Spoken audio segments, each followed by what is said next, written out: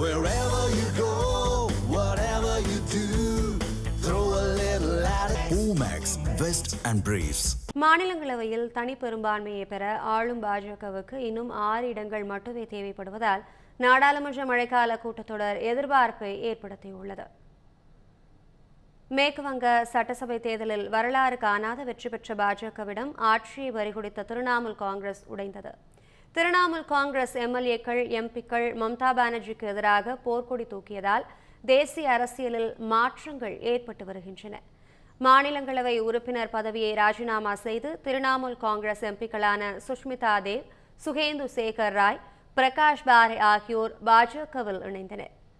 உடனடியாக 3 பேரும் பாஜகவின் மாநிலங்களவை உறுப்பினர்களாக அறிவிக்கப்பட்டதால் ராஜ்யசபாவில் பாஜகவின் தற்போதைய பலம் 117ஆக அதிகரித்துள்ளது.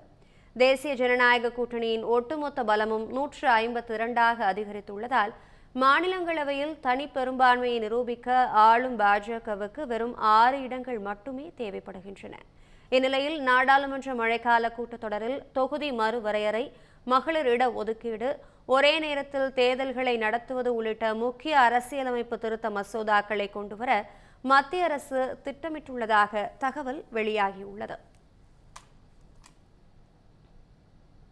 தமிழ் ஜனம் சேனலை சப்ஸ்கிரைப் பண்ணாம பார்த்துட்டு இருந்தீங்கன்னா மறக்காம சப்ஸ்கிரைப் பண்ணிடுங்க.